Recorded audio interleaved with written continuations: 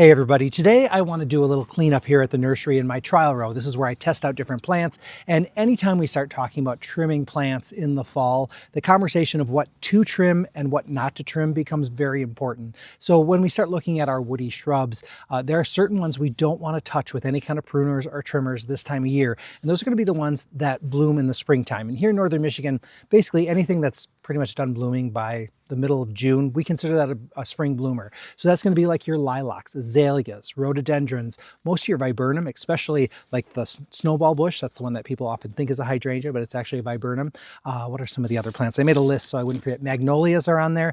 Any of your flowering like cherries or flowering pear trees, don't touch those because we don't want to ruin those blooms for next spring. And that includes the forsythia too. That's a really big one. Now, I've already done a video on trimming hydrangeas. So we trim the paniculata, we trim the arborescent, but the other varieties, don't touch them now. So that's going to be your oak leaf hydrangea. That's going to be your macrophyllus. Those are the big leaf ones that are either blue or pink, sometimes white, and also like the serrata, the mountain hydrangeas. And those are usually those dome lace cap ones. That said, there's arborescents and panicles that have lace caps as well. So that can be a little confusing, but we don't want to touch those because we're going to be ruining our blooms for next season. Even if a plant is reblooming or blooms on old and new wood, I usually don't. So that's going to be some of those newer hydrangeas like the macrophyllus and the serratas. Also, you might have like a weigela that is a reblooming weigela.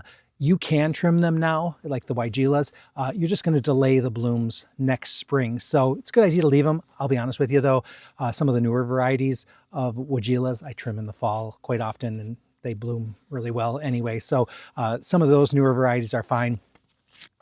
But when it comes to perennials, now perennials are plants that do die back to the ground, and so they always bloom on new growth. So even if they're an early spring bloomer, you can trim them back right around now and it won't be a problem. Now, some people leave them through the winter and only do that in the springtime, and that's absolutely fine as well. Sometimes leaving some of that growth up can help protect the plant a little bit from the cold. It's protecting the roots. It kind of has an extra layer of support going on there. But there are two perennials that I always trim in the fall, and that is going to be the peonies and the hostas. And I do that because those leaves oftentimes hold bugs and disease over the winter, and it just causes problems later down the road. So by trimming those out and getting those leaves out of here, it's usually a benefit to those two plants in particular. For me, it's a lot easier to do the trimming right now at this time of year, simply because our spring is crazy here at the nursery. So getting it done in the fall, much easier. Weather time tends to be a little bit nicer too. So let me go through. I've got my tools here. So one of the things I have is my bypass pruners. Also, I'm going to be trying this little small hedger just to see how it does. I think it's going to be good on perennials. I've already been warned though on some of the woody shrubs, if they have thicker stems, this is not going to work. Also have my gloves because I want to keep my hands kind of clean, and my waste bin. So anything that I cut, I pretty much put on compost. So let's go on and take a closer look. So everything over here is a peony. So these are all going to get cut pretty much down to the ground. I just leave like an inch or two, and I take away the leaves. Now, as we go down here, these here are some just, I think they're Asiatic lilies. I'm going to cut those down. You can see where they were cut last year. I just cut them just a couple inches off the ground.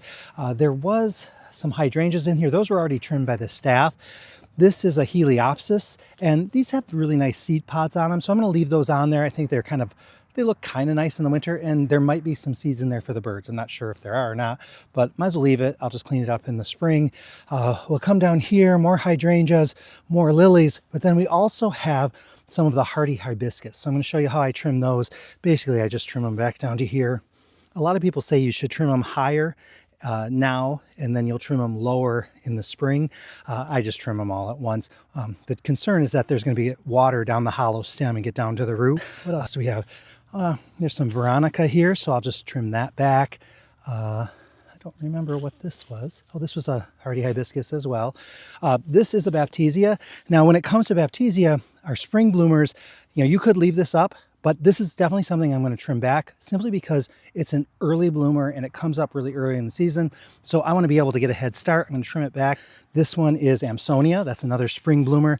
So I'll trim that back as well. So this is one type. And then there's also, like this one has the more thread leaf. There's other varieties with more of a regular leaf. And then the rest of these are more hydrangeas than lilies. So let's give this a go.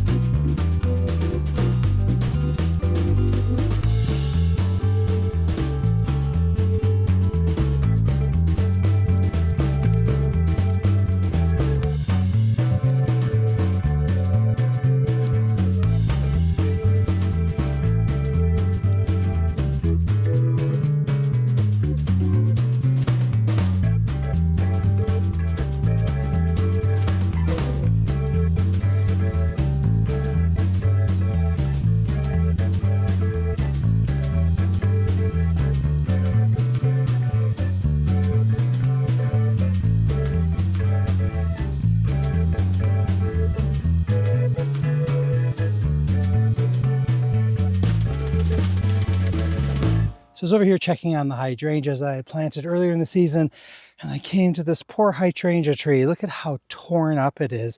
Now this is likely caused by a buck rubbing up against it. You can see, I mean, just shredded it, and parts of the branches are all over here. There's some damage to the trunk right here. There's a good chance that this hydrangea is going to make it through, but some of this damage is, I mean, it's pretty serious. But this part here, I wouldn't be so worried about. I always get worried when there's damage to the trunk like this, but we're going to just leave it, see how it does, and hopefully it's going to bounce back. This has been my little survivor. It's been through a lot. It has broken off at the trunk twice and still come back. So maybe it'll make it through this too. I'm going to wait till spring to kind of see what is still there. I mean, I know that's not going to make it. And then decide later.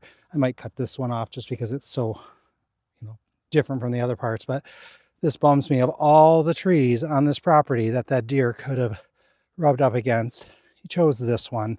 So I'm pretty happy with what I got done today. You notice I did the bare minimum, just trimmed them back, picked up the stems. I leave the leaves. I let those sit there over the winter, let them break down a little bit, let them insulate the plants.